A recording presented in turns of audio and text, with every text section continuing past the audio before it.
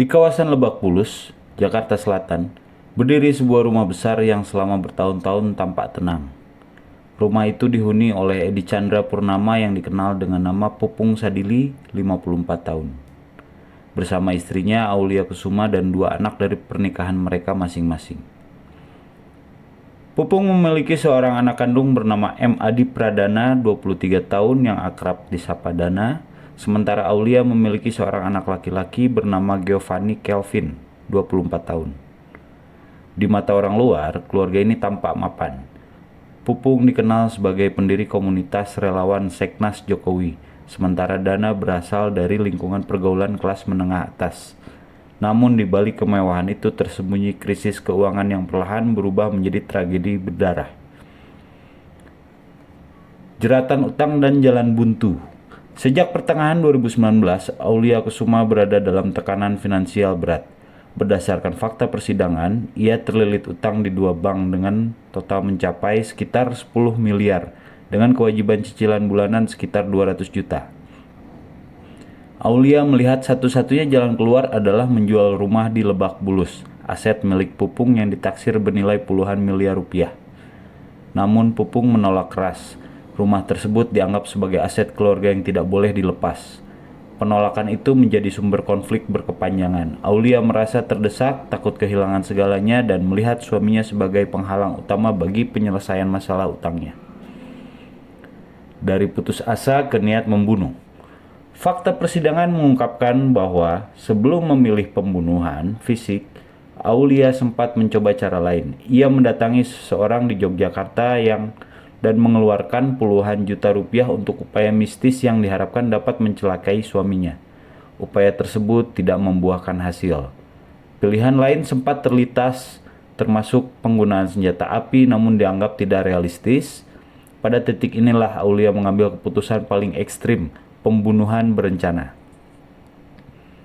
Melalui mantan asisten rumah tangganya, Aulia merekrut dua orang buruh tani asal Lampung, Kusmawanto alias Agus dan Muhammad Nur Syahid alias Sugeng.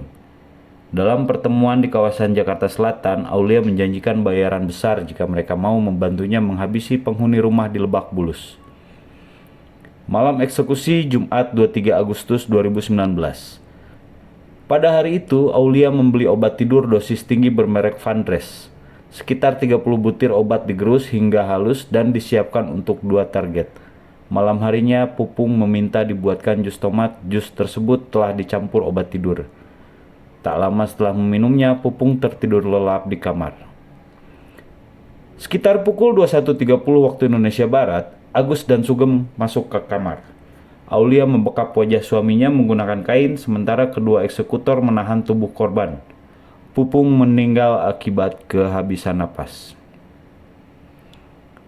Pengkhianatan terhadap anak tiri. Target berikutnya adalah Dana. Dalam konstruksi hukum, Dana dianggap sebagai ahli waris sah yang dapat menghalangi penguasaan aset. Malam itu, Dana pulang ke rumah dan diajak oleh Kevin ke kamar untuk berbincang dan minum minuman beralkohol. Minuman tersebut telah dicampur sisa obat tidur. Pada dini hari, ketika Dana tak sadarkan diri, Kelvin membekap wajahnya karena korban sempat melawan. Aulia dan kedua eksekutor membantu menahan tubuhnya. Dana meninggal dunia di kamar tersebut. Upaya menghilangkan jejak. Keesokan harinya, Aulia memberikan uang kepada kedua eksekutor dan membiarkan mereka pulang ke Lampung.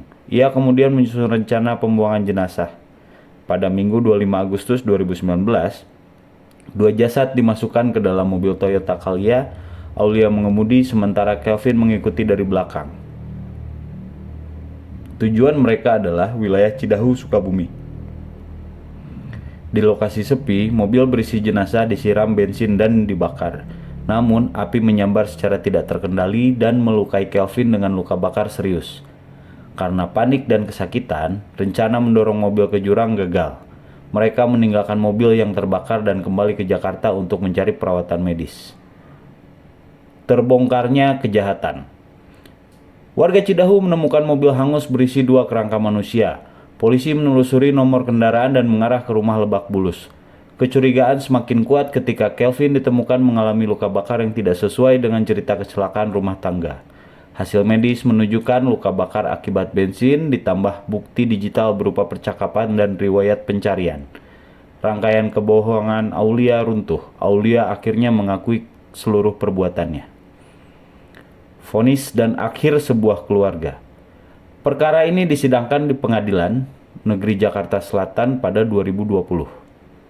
Majelis hakim menilai pembunuhan dilakukan secara berencana sangat kejam dan melibatkan hubungan keluarga inti.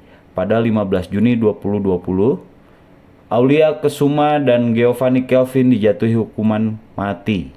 Upaya banding dan kasasi ditolak oleh Mahkamah Agung.